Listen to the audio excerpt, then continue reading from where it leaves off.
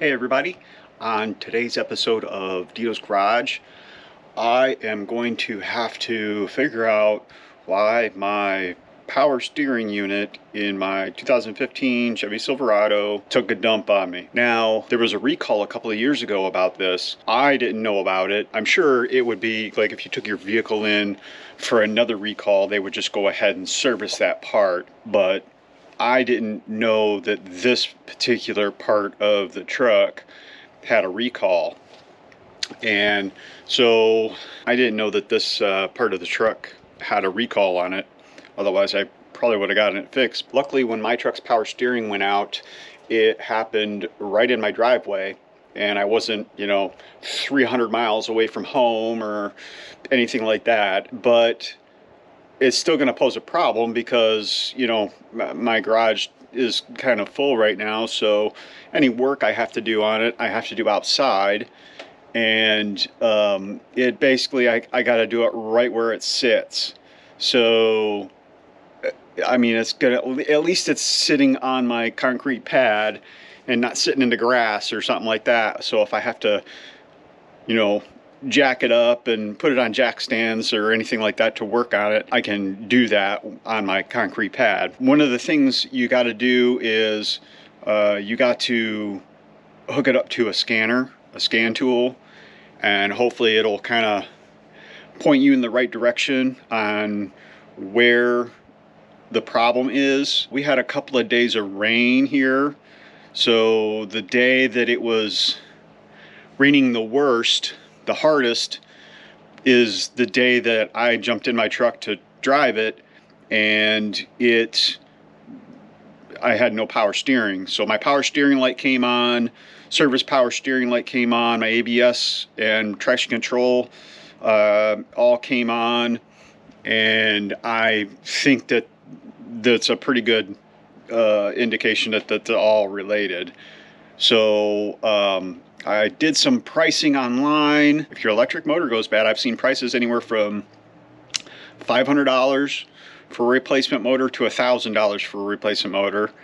And if your steering control module, which is like the computer that runs the whole system, if that's bad, that can be anywhere from $200 for, I think, a refurbished one to around $450 for a new one.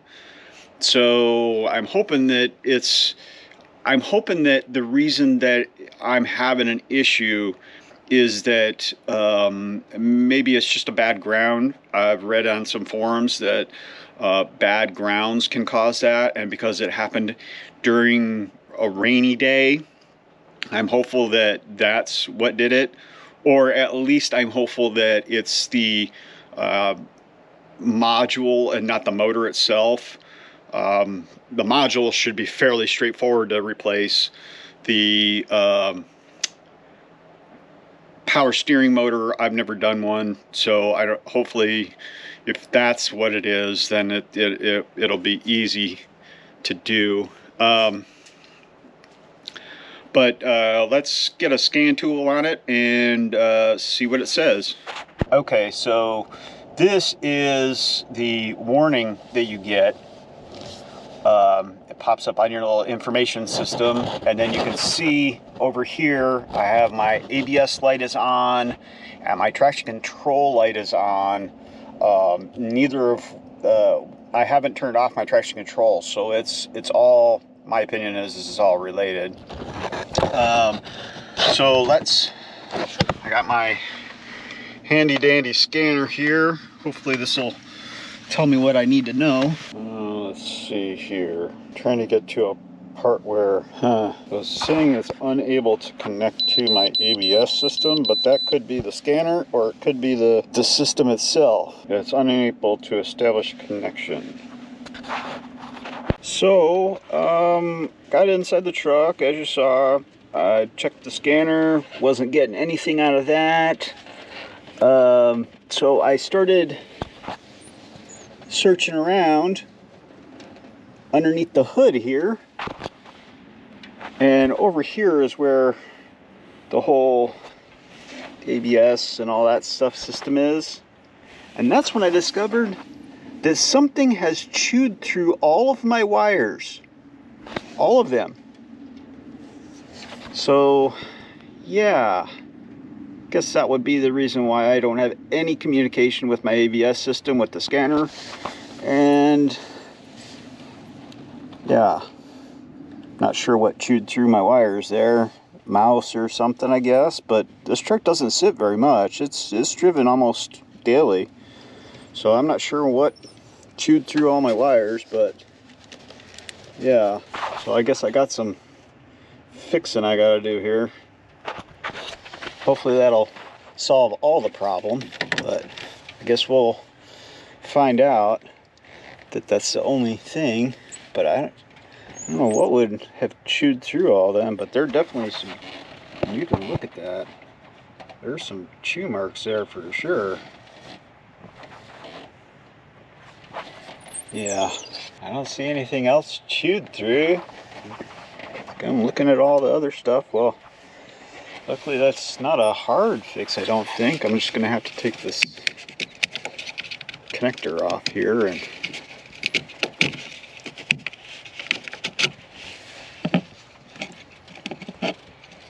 luckily it looks like I got enough. Luckily it looks like I got enough of a bit of wire there and some slack here so I can solder them back together and I'll tape them up.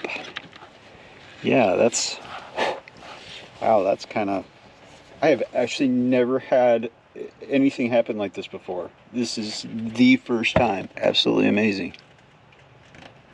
So I guess I'm going to disconnect my battery just so in case I cause an arc when I fix all them wires.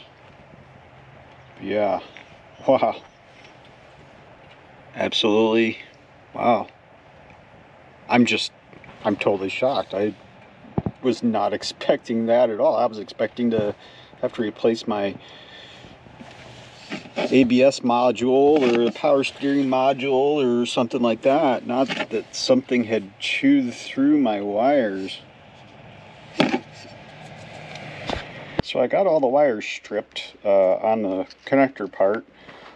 Most of them I was able to use kind of an old school wire stripper tool. But a couple of the wires, especially like this blue, this blue and the white one, weren't big enough to be able to use a stripper. They're really kind of tiny wires. So I just had to use my pocket knife and score around the end of the wire there and then pull the insulation back. And I'll have to do that on the truck outside. I'm fairly confident in being able to do that. Luckily, it looks like I'm going to have enough of a pigtail on these wires to successfully solder them back together. And I highly implore you, the easy route would be to just use some butt connectors and crimp them together. This is a pretty important system in your vehicle, so I would suggest highly that you use solder and a soldering iron to fix them. That way, crimp connectors, in my opinion, my dad was like an electrical repair guru, so he really instilled in me the need to solder repair wires that are broken or cut. Crimp connectors are like putting tape on something that you should weld or glue together. Tape is a temporary fix, just like the crimp connectors are. They also don't prevent any corrosion, so even if you tape them up, they're still going to be able to get some corrosion in there. Now, I don't have any shrink wrap, and I don't think, being that I gotta heat the wire up to solder them together, I don't think I'm going to have enough space to shrink wrap them anyways, and being that they're different size wires, some of them I'll be able to use some shrink wrap, but I'm just going to use some electrical tape and just try and tape them as tight as tape it down as tight as I can. Luckily I got extra wire from the truck side, so I'm going to be able to pull that tight and pull out some extra so that I can, you know, really give this some good solder connections. And I'll just take, and what I do is I'll solder one, and then I'll tape that one, then I'll solder the next one, tape that one, so that I'm not kind of in my own way doing all that. But I'm gonna have to, so I got all these trimmed out, ready to be soldered, and then I'm gonna go out to the truck, and then I'm gonna cut the harness protector open so that I can pull more of that wire out, and I'm gonna have to cut, I think, some of that harness protection loom away just to give myself some extra space. And then what I'll do is, after I've finished soldering all those wires together, I'll tape it all the way around where the wires are, and then hopefully, I don't know what to do to prevent this from happening again. I guess if it happens again, I'll have to hit a junkyard and just get a length of it and fix it further down or something. I don't know. I guess this is just, hopefully this isn't going to turn into a thing. Okay, got my wires all trimmed up. Now I have to connect these to those. The only issue I see is that I have two black wires that look to be about the same size. And one, I'm guessing, goes to my ABS, because that one's wrapped in a completely different style, and it had some aluminum foil, like heat protecting wrapping around it. So I'll have to figure out which one that goes to, which I would assume they are all grouped together right here. Because those three, I got a white with a blue stripe, a gray with a yellow stripe, and the black wire. And then I have these corresponding ones right here. These three. You can see that. I would assume that those go together, but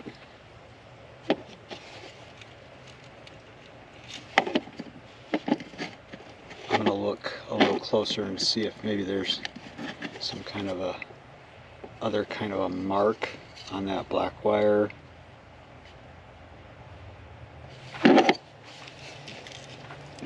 Because I'd really like to connect both the black wires to their corresponding black wire location in case it's not a ground but a communication wire of some kind. I got all the wires soldered up and I got the connector all plugged in.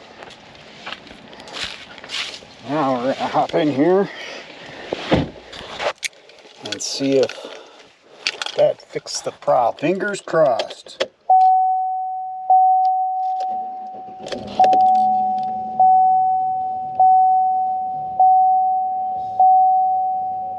Hey, all the lights went off.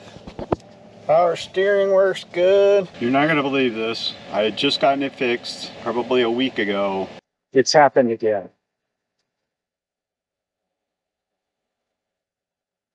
Yeah. At least they didn't chew through all of them this time. So now I gotta put some pigtails onto that.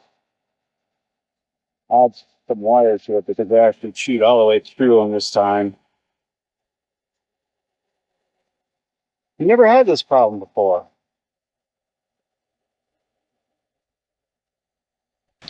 Well, I got them fixed again. I wrapped them, the whole loom, in this old electrical tape. Hopefully that'll help deter them. If anybody has any suggestions, leave a comment down below.